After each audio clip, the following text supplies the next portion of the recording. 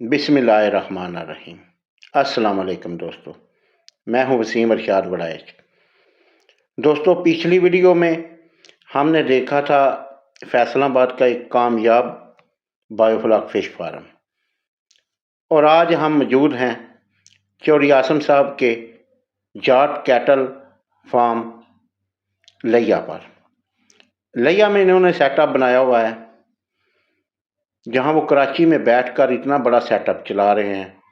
साफ़ सुथरा, मुनज़्ज़म और देखने वाला फार्म है माशाल्लाह।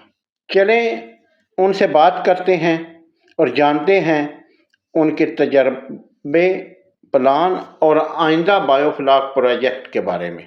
और ये भी पूछते हैं कि बायोफ्लॉक फ़िश फार्मिंग के लिए उन्होंने मुझसे ही क्यों रब्ता किया, कराची से चलकर इधर आए, इसकी क्या वजह थी। तो चलो करते हैं चौधरी आसम साहब से बातें।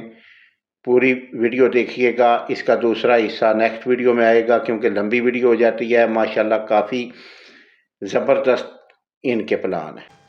अस्सलाम वालेकुम। वालेकुम सलाम जी, नाज़रीन को अपना तारफ़ कराएं।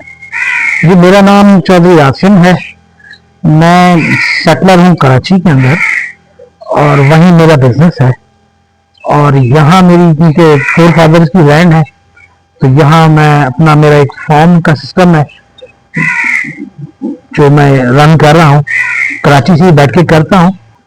काउल हैं और बुल हैं, गोट्स हैं। सही। और मैं बेसिकली सिविल इंजीनियर हूँ, और मेरे इस फील्ड से दूर दूर तक कोई ताल्लुक नहीं था, बट अब ये शौक की वजह से सारी चीजें कर रहा हूँ। जी आसम साहब, सवालात करने से पहले ना, जब आप ये बात बता रहे हैं ना कि मेरा इस चीज से दूर दूर तक ताल्लुक नहीं था, लेकिन आपकी फार्मिंग देखकर सही बात ऐसा लगता नहीं है। अच्छा, आपने कौन कौन सी इधर ब्रीड पाली हुई है, और बछड़ियों में सबसे पहले बताएं। देखिए, बछड़ियों में इस टाइम मेरे पास गर्लैंडो का प्योरिटी में 80% गर्लैंडो की ब्रीड है मेरे पास अवेलेबल। दूसरा हाउसिंग हीफर्स हैं। ये प्योर ब्लड में 80% की है, क्रॉस में है बेसिकली। ये है, ये हमारी परचेज की हुई है मुख्तलिफ फॉर्म्स के साथ ना। ठीक हो गया। अब स्टेप बाय स्टेप चलते हैं ना, क्योंकि बछड़ियों का जिक्र हो रहा है, तो पहले इनके बारे में मुकम्मल डिटेल नाज़रीन को बताते हैं कि आप तकरीबन किस स्टेज पर परचेज करते हैं। जी, हमारा टारगेट ये होता है कि ये जब सीमन लेने के काबिल हो जाए तो उस टाइम परचेज की जाए। बट फिर भी 3 से और 6 महीने का मार्जिन रखते हैं, क्योंकि मुख्तलिफ फार्मर्स जो तैयारी कर रहे होते हैं ना, इनकी वो प्रॉपर तैयारी नहीं होती। हम इनकी प्रॉपर इनको तैयारी करते हैं, उसके बाद एक दो वीक्स मिक्स कराने के बाद इनको सीमन इंजेक्ट करवाते हैं, ताकि इससे हम इसका वेट पूरा हो जिस टाइम सीमन ले रही हो, और इंसेमिनेट जब करें जब ये इनका बॉडी स्ट्रक्चर इस काबिल हो के ये इंसेमिनेट हो सके। सही। किस रेंज में, बस ऐसे आप थोड़ा रेंज बता देंगे ना कि किस रेंज में खरीदते हैं, और किस रेंज की बछड़ी संभाल करके, जारी बात है, फिर आप खर्चे करते हैं और टाइम देते हैं, कितने में सेल हो जाती है। अच्छा, बेसिकली हम लोगों के टारगेट रेंज होती है वो 2.5 से 3 लाख रुपए तक की हम बछड़ी खरीदते हैं ना। सही है। क्योंकि अच्छा ब्लड लाइन हमें इतने की मिलती है, कम से कम जिसे कहते हैं ना। फिर हम उसकी प्रिपरेशन स्टार्ट करते हैं, तो कम से कम इसको हम लोग 9 और 5 13 मंथ्स के करीब ना, 12 से 13 मंथ्स जो है हम इसको अपने पास रखते हैं और फिर बेचते हैं। सही है। अच्छा, आप बता रहे थे कि आप बुल्स भी रखते हैं। हाँ, हमारे पास लास्ट टाइम हम लोगों ने तकरीबन 70-80 बुल रखे थे। अभी भी हमारे पास जो है, अभी मैंने एक, मेरे पास भागनारी आया हुआ है सिद्दी का। ये मैंने स्पेशल मंगवाया, एक गाड़ी करके मंगवाया था भागनारी, बलूचिस्तान भेजा था। ये सिब्बी के साथ इलाका है, एक नहर है, फिर नाड़ी कहते हैं वहाँ बलोची में। तो जो है उसकी वजह से उधर से हमने मंगवाया था और इसकी प्रिपरेशन कर रहे हैं। कराची के कुछ दोस्त हैं, उनकी ख्वाहिश पे। अच्छा अच्छा, तो अभी आइंदा ईद के लिए भी खरीदेंगे? जी जी बिल्कुल, हम खरीदेंगे। जिसमें हम लोग खरीदेंगे चोलिस्तानी खरीदेंगे और अबलग खरीदेंगे और साहिवाल की कुछ ब्रीड खरीदेंगे। कम रखेंगे पर अच्छे जानवर रखेंगे हम लोग। तो लास्ट टाइम भी हम लोगों को जो हम लोगों ने एक्सपीरियंस किया है, मार्केट बहुत अनसर्टेन थी, जी। अच्छे जानवर के रेट नहीं मिल रहे थे। फिर दूसरा क्या है कि हम लोग खुद सेल नहीं करते, हमारे पास मार्केट के जो ब्रोकर्स होते हैं, जिसे आप हमारी आम जबान में व्यापारी बोलते हैं, जी जी, वो आते हैं। तो वो हमें वो रेट ऑफर नहीं कर रहे होते, क्योंकि सेल का काम हम कर भी रहे मंडी में जाके, तो हम ऑफर इधर ही से कर देते हैं, जिसको भी देते हैं इधर से ऑफर दे रहे होते हैं। तो आस्ते आस्ते जाहिर सी बात है, अभी हमारा ये 2.25 साल हो गए हैं इस प्रोजेक्ट को। तो और अगर देखा जाए तो इस स्ट्रक्चर को साल के करीब हो चुका है। तो अब आस्ते आस्ते सीख रहे हैं इंशाल्लाह। सही है। आपने गोट फार्मिंग भी बनाई की हुई है? जी, इस साल से हम लोगों ने गोट्स जो हैं वो प्लान किया है बकरा ईद के लिए, और हम लोगों ने सारी परचेजिंग की है सिंध से। अच्छा, क्योंकि सिंध, मेरी पैदाइश सिंध की है और मैं खैरपुर की मेरी पैदाइश है जी। तो वहाँ पला बड़ा हूँ। तो वहाँ के साथ ही एक इलाका है कुंभ, अच्छा। वो बकरों की मंडी के लिए मशहूर है। सही है। वहां से हम लोगों ने बकरे परचेज किए हैं और यहाँ आके उसको। अभी तकरीबन कितने बकरे रखे हुए हैं? तकरीबन 100 बकरे हैं अभी हमारे पास। अच्छा, माशाल्लाह। चलो वो उधर जाकर बनाते हैं। अब आ जाते हैं दोबारा इन्हीं बछड़ियों पर। जी, माशाल्लाह से आपकी संभाल, आपके जानवर बहुत जबरदस्त हैं और संभाल भी इनकी कमाल की है। ये सब कुछ आप कराची में बैठकर कैसे मैनेज कर सकते लेते हैं? देखिए, सबसे पहले तो एक्चुअली होना चाहिए कि आप जो भी काम करें ना, उसका जो बेसिक सबसे पहले जो चीज है कि आपका इंटरेस्ट कितना है। जी। इंटरेस्ट 2 चीजों के लिए होता है, एक होता है शौक, एक या इंटरेस्ट होता है फाइनेंशियल। अच्छा, ये चीजें मेरे पास दोनों चीजें मेरे टारगेट तो हैं, बट मुझे जो है बेसिकली कहता हूँ कि ये जानवर हैं, ये हमें दुआएं देते हैं। जब इनको हम फीड देते हैं, ये खुराक देते हैं, तो ये हमको दुआएं देते हैं। अल्लाह का शुक्र है, हमारा ज़राए माश बहुत अच्छा है। मैं गवर्नमेंट कॉन्ट्रैक्टर हूँ, मैं बहुत बड़ा सप्लायर हूँ सिंध पुलिस के अंदर, एजुकेशन के अंदर, फर्नीचर का, इक्विपमेंट्स का, यूनिफॉर्म का।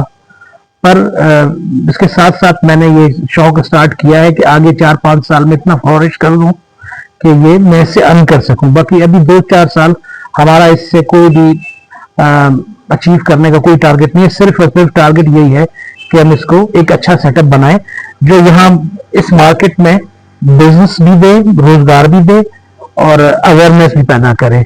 जहां तक इसको कंट्रोल करने का ताल्लुक है, तो वही सारी सर्वेलेंस जो होती है वाया अपने, मेरे पास इधर कैमरे लगे हुए हैं इस टाइम, तकरीबन 15-16 कैमरेज हैं जो मैं उधर से लुक आफ्टर करता हूँ। सारे वॉइस कमांड के साथ हैं और मुझे एक एक चीज जो होती है वो मैं मॉनिटर कर रहा होता हूँ।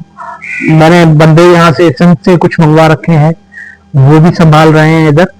बट मैं एक एक जो चीज है ना, एक एक फीड जो कैलकुलेट करके मैं कराची से देता हूँ और देखता हूँ।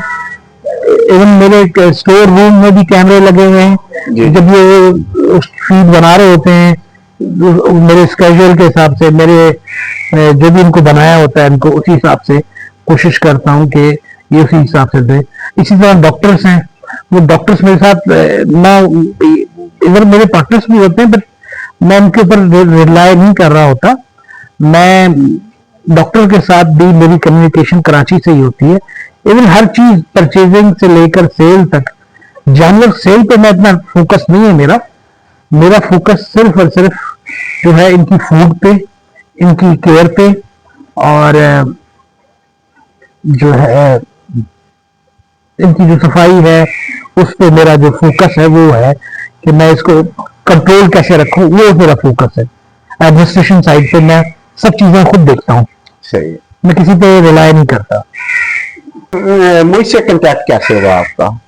देखिए, मैं तकरीबन पिछले 4-5 साल से ना मुख्तलिफ चैनल सर्च कर रहा था। अच्छा। 4-5 साल से मैं बायोफ्लॉक के बारे में भी सुन रहा था, 4-5 साल से मैं गोट फार्मिंग के बारे में सुन रहा था, 4-5 साल से मैं ये जो है काउज की या हीफर्स की फार्मिंग की जो है इसके बारे में भी सोच रहा था, और बछड़ा फार्मिंग भी जिसे कहते हैं। जी जी। और बाज लोग तो बछड़ा फार्मिंग वो कर रहे हैं जो मीट के लिए भी कर रहे हैं जी। साथ साथ मैं बायोफ्लॉक भी देख रहा था। अच्छा, गोट्स में वीडियोस आ रही थी किसकी जी, डेरा गाजी खान वालों की, जी। ये राजनपुरी भी है वो। तो फिर जो मार्केट से सर्च हुआ, ये ऑब्जर्वेशन मुझे मिली मार्केट से, वो ये हुआ कि बस वो 2 नंबर ही ज्यादा है उधर। जी। अच्छा, बायोफ्लॉक में भी चक्कर था। बायोफ्लॉक में मैंने बहुत से लोगों की वीडियोस देखी, कुछ केपीके में फार्मर्स है उनकी वीडियोस देखी, कुछ कराची के फार्मर्स हैं उनकी वीडियोस देखी, मैं 1-2 से मिला भी। फिर चंद महीनों पहले, आज से 2 महीने पहले, मेरी कराची के फार्मर से मीटिंग हुई। तो वो एक बंदा फार्मर काम करना चाह रहा, उसका बिहेवियर प्रोफेशनल नहीं था। वो सिर्फ, जैसे हमारे यहाँ एक पर्टिकुलर जुबान होती है ना कि पैदावारी करने के लिए था, सिर्फ और सिर्फ ट्रेनिंग दे के और पैसे मांगने के चक्कर में वो इशू था। उसी टाइम कुछ चीजें सर्च करते करते मेरे आपके पास से कॉस्टिंग ऑफ वो जो एक आपकी वीडियो बनी हुई थी पॉन्ड्स, जो 15 फुट या 30 फुट या 20 फुट वाले जो पॉन्ड्स थे, उस पर आपकी मैंने क्लिक कर ली। अच्छा, आपका जो लहजा है या समझाने का तरीका है बहुत ज्यादा सादा और सिंपल। फर्स्ट इंप्रेशन तो ये पड़ता है कि यार ये बंदा इस लाइन का नहीं है। पर जैसे जैसे मैं आपकी वीडियो देखता गया तो मैंने कहा कि यार ये बंदा, स्टाइल तो इसका सिंपल है, बट ये इसके पास बहुत ज्यादा हेल्दी इंफॉर्मेशन है, ये आपकी इज्जत अफजाई, बहुत ज्यादा फ्रूटफुल इंफॉर्मेशन है। तो मैंने कहा चलो ठीक है, मिला जाता है। अच्छा, इत्तेफाक फिर मैं आया इधर लधाने, ये मेरा जहाँ मेरा फार्म है, ये लधाना है चक 166 में, लिया डिस्ट्रिक्ट में। तो मैंने, मेरा कजन का बेटा है, उसको मैंने कहा कि यार ये वीडियो है, मैं इतनी सारी वीडियो तो देख नहीं सकता, कहीं ना कहीं इनका वसीम साहब का नंबर होगा। तो वसीम साहब का नंबर मैंने कहा लोकेट करके इनसे देखो ये रहते कौन से डिस्ट्रिक्ट में। मुझे नहीं पता था कि आप भी लिया में हैं। तो मैंने कहा मैं इनसे मिलना चाहता हूँ, थोड़ा एक आइडिया लेना चाहता हूँ कि ये, क्योंकि एक मेरा एक्सपीरियंस ऑलरेडी था कराची में। एक बहुत पॉपुलर हमारे यूट्यूबर है जो बायोफ्लॉक का काम कर रहे हैं, नाम लेना उनका मुनासिब नहीं है। एक उनके साथ एक्सपीरियंस था, एक फिर मैंने कहा चलो ये भी एक्सपीरियंस करके देखते हैं, अभी देखें क्या पोजीशन बनती है। तो इन्होंने राब्ता की, इत्तेफाक से शाम का राब्ता आपसे किया, दूसरे दिन का मेरे ख्याल में इन्होंने आपसे टाइम ले लिया ना। तो फिर पता चला कि यहाँ से आप मेरे से मुश्किल से आई थिंक 30 किलोमीटर भी नहीं है, 30 किलोमीटर भी नहीं है। तो हम उसी टाइम पर निकले, फिर हम लोग आपके पास हाजिर हुए, आपसे कुछ बहुत सारी चीजें थी कि बहुत अच्छा लगा आपसे मिलके, इतनी उम्मीद नहीं थी। आप एक अच्छे फार्मर हैं, छोटे फार्मर हैं, बट आपके पास इंफॉर्मेशन बहुत है। दूसरा, आपके पास जस्तुजू है इंफॉर्मेशन गैदर करने की, और दूसरी आपकी फील्ड है, दूसरा ये आप यूट्यूबर भी हैं, इससे आपके मुख्तलिफ फार्मर से आपको मुख्तलिफ इंफॉर्मेशन गैदर हो जाती है। जी बिल्कुल। तो अच्छा, आप उसको, ये मैंने देखा कि आप जैसे आपको चीज मिलती है आप वैसे ही आगे पास ऑन भी कर देते हैं। जी बिल्कुल। तो ये एक बहुत अच्छी साइन लगी। फिर हम लोगों ने प्लान किया, जैसे हम कल फिर हम शाहकोट गए, 1-2 फार्म विजिट किए, तो बहुत अच्छा रहा ताल्लुकात। इस तरह आपसे मेरा जो है ना जो है सिलसिला बना राब्ते का। जी। आप अभी इस पर सर्च कर रहे हैं, आपका क्या स्कोप है कि किस लेवल पर ये होना चाहिए? मतलब थोड़ा आपका, मुझे आपको उस दिन सुनकर बहुत अच्छा लगा ना, जब आपने कहा कम कम काम तो ऐसा होना चाहिए ना कि कुछ इसमें नजर आए। वसीम साहब, मसला सारा ये है ना कि हम लोग बेसिकली क्या होता है कि दो तरीके होते हैं हम लोगों के काम करने के। जी कुछ लोग क्या करते हैं कि स्ट्रक्चर बना लेते हैं और अंदर इंजेक्ट करने के लिए वो माल नहीं होता, जैसे मतलब एजेंसी ले लेते हैं पर उस कंपनी का माल रखने की सकत नहीं होती, आगे पैसे खत्म हो जाते पैसे खत्म हो जाते हैं, बिजनेस फ्लॉप है। जी अच्छा, कुछ लोग क्या होते हैं कि वो पहले फायदे जी सोच रहे होते हैं कि जी। इसमें मुझे इतना फायदा होगा, ये होगा वो होगा, मैंने 100 रुपए कमा लूंगा, मैं 200 रुपए कमा लूंगा। तो मेरा वर्किंग का तरीका कुछ और है। मैं चाहता हूं कि मैं जो काम करना चाहता हूं ना, उसके लिए सबसे पहले तो ये मैं देखूं कि मैं इसमें मुझे हर्डल्स क्या क्या आएंगी, बिल्कुल नेगेटिव पॉइंट्स क्या क्या हैं, सही है। मुझे नुकसानात क्या क्या हैं।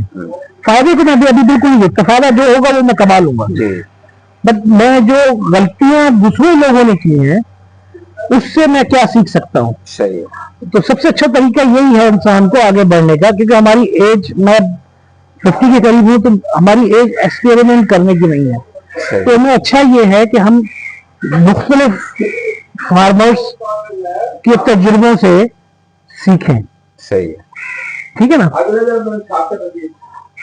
दूसरे फार्मर्स के से हम लोग चीजें सीखें, उनके जो है एक्सपीरियंस से, भले वो गलत एक्सपीरियंस है अच्छे एक्सपीरियंस है, वो उनसे जो है यानी गलतियां हम दोहराए ना दोबारा। हाँ। सही। आसम साहब, आप ये बताएं कि ये बायोफ्लॉक के बारे में जो अब तक की आपकी सर्च है, अब तक आपका वर्क है, उसके मुताबिक आपने इसको के मुताबिक आपकी अपनी राय दे दे खोल के। मेरी ऑब्जर्वेशन है, बिजनेस जो है ना, कोई भी बिजनेस जो होता है ना वो गलत नहीं होता। जी बायोफ्लॉक बिजनेस बहुत अच्छा काम है। जी सबसे अच्छी बात इसमें यह है कि आपके पास लगन हो, जी दूसरा खामखा यूट्यूबर्स के पीछे ना लगे, बिल्कुल सही। दूसरा कम से कम कॉस्ट में अच्छा अपना फार्म बनाए।